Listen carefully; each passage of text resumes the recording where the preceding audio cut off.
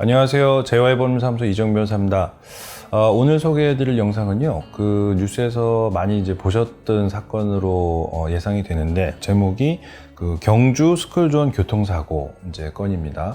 어떤 내용인지 대부분 분이 이제 아실 걸로 보이지만 이제 모르신 분들이 있을 것 같아서 간단하게만 설명을 드리면, 그 자신의 이제 아이가 5살인데 그 상대 아이가 이제 8살인가 됐다고 해요. 근데 8살짜리가 5살짜리를 이제 때리는 장면을 목격했다고 합니다. 그랬더니 그 5살짜리의 이제 어머니가 그 장면을 목격하고 이제 화가 나신 거죠. 그래서 이 8살짜리가 자전거를 타고 도망갔는데 이 어머니가 이제 SUV 차량을 타고 계속 추격을 했습니다. 그래서 추격한 거리도 한 200m 정도 되는 것 같은데, 추격을 했는데 그 자전거를 탄 8살짜리가 이제 커브를 돌았는데, 이 같이 쫓아갔던 SUV 차량이 커브를 돌면서 그 아이를 치었어요. 치여가지고 결국에는 그냥 친 게 아니라 그 자전거하고 다리가 아마 그 바퀴 밑에 깔린 걸로 보이는데, 그렇게 해서 타고 넘어가는 바람에 아이가 조금 다리를 많이 다친 사건입니다. 그래서 저도 처음에 보고 이게 무슨 뉴스야 이제 이렇게 생각을 했는데, 그 영상을 저도 직접 보긴 봤거든요. 근데 영상 내용이 조금 이제 쇼킹하긴 하더라고요. 그래서 그 피해 아동의 이제 누나가 그 해당 영상을 이제 SNS에 올리면서, 아마 제가 알기로는 국민청원도 지금 올린 걸로 알고 있는데, 그래서 이게 계속 지금 뉴스에 나오고 있고, 사안이 이제 좀 중요한 걸로 좀 판단이 돼요. 그래서 그러다 보니까 지금 경찰에서도 이제 합동 수사팀을 이제 꾸린 상태고, 지금 이 사건 관련해서는요, 최근에 그 보복운전이라든지 이제 차량을 가지고 위협하는 경우에는 사실 생각보다 옛날에 비해서는 많이 이제 중하게 처벌하는데, 이 사건 같은 경우에는 사실 여러 가지 쟁점이 있습니다. 법률적으로는. 일단 첫 번째는 이 사건에 적용될 죄명인 거거든요. 죄명이 지금 갑론을박하는 부분이 가장 많은 게, 이 사건은 살인미수죄로 처벌할 수 없겠느냐, 이제 이런 게 굉장히 많이 좀 이슈가 되고 있는 것 같아요. 그래서 살인미수가 되기 위해서는 결국에는 저 아이를 내가 차를 끌고 가서 죽여야겠다라는 고의로 갔다라는 게 입증이 돼야 되는데, 그러니까 아이가 사망을 하진 않았기 때문에 이제 미수 사건인데, 그런 고의를 가지고 아이를 추격해서 결국엔 치고 넘어갔다라고 인정이 되면 살인미수가 맞는 거고, 저 아이를 죽여야겠다라는 고의를 갖고 간 게 아니라 그냥 쫓아가가지고 그러니까 살인의 이외에 다른 고의라고만 판단이 된다라고 하면, 그거는 이제 제가 봤을 때는 특수상해로 아마 적용이 되지 않을까 싶어요. 특수라는 거는 뭐냐면은 이제 결국에는 차량이 어떤 위험한 물건, 흉기처럼 판단이 된다는 거거든요. 그래서 또 한 가지는 이제 이게 또 스쿨존에서 발생한 사건이다 보니까 여러분들이 많이 알고 계시는 이제 민식이법이 적용이 될 수도 있습니다. 근데 이제 살인미수죄로 처벌해야 된다라는 게 굉장히 많이 이제 그 댓글들도 달리고 한 것 같더라고요. 기사들을 검색을 해보면.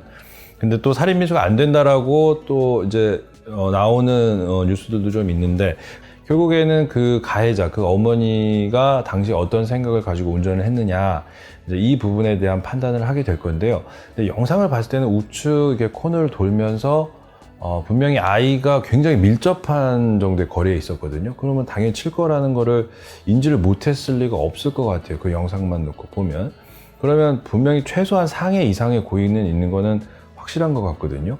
그래서 과연 이게 살인까지 지금 적용이 되겠느냐. 근데 만약에 살인미수로 간다라고 하면 미필적 고의에 의한 살인으로 적용이 될 것 같아요. 미필적 고의라는 것은 쉽게 얘기하면, 만약에 내가 저 아이를 치었을 때 사망을 해도 어쩔 수 없다라는 생각. 그러니까 무조건 쟤를 살인을 해야겠다. 이건 이제 확정적 고의라고 하고, 내가 차량을 가지고 치었을 때 사망을 해도 어쩔 수 없다라는 생각이면 미필적 고의, 이제 이렇게 보는 건데, 과연 미필적 고의로 인정을 할 건지 안 할 건지는 이제 수사기관에서 사실관계를 조금 더 확인하고 결정을 하겠지만, 제가 봤을 때는 살인미수로 적용을 하든 기소를 하든 특수상해로 기소를 하든 큰 차이는 없을 거라고 봐요. 왜냐하면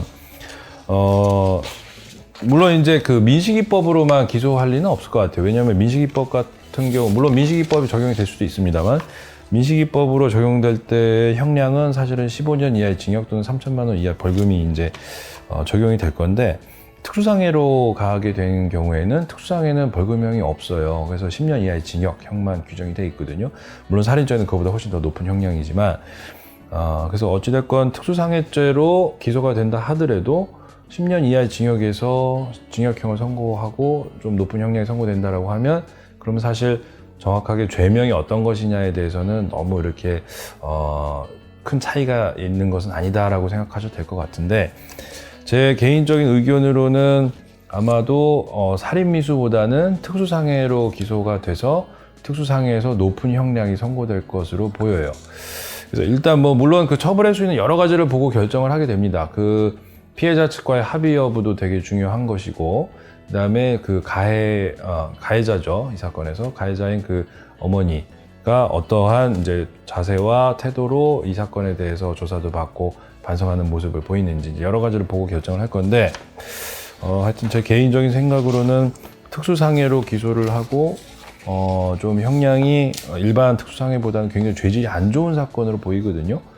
죄질이 안 좋기 때문에 형량을 일반 특수상해보다는 높은 형량을 선고를 해서 살인미수로 가서 낮은 형을 선고하는 거하고 특수상해에서 높은 형을 선고하는 거하고 큰 차이가 없다라고 하면 굳이 죄명에 있어서는 그렇게 크게 이슈가 안 돼도 상관이 없을 거라고 저는 생각을 하는데, 어찌됐건 제 생각에는 제가 검사라면, 담당 검사라면 특수상해로 기소를 하고 높은 형을 구형을 할 거고, 제가 담당 판사라면 특수상해로 기소된 사건에서 높은 형량을 선고를 할 걸로 보여요. 그래서 일단 이 사건은 이제 막 그 경찰에서 합동수사팀도 이제 만들고 했으니까 면밀하게 아마 사실관계를 조사를 할 겁니다. 그 이후에 진행되는 상황에 대해서는 다시 한번 어느 정도 결과물이 나오면 설명을 하는 영상을 소개해 드리도록 하겠습니다. 예, 오늘 얘기는 여기까지입니다. 감사합니다.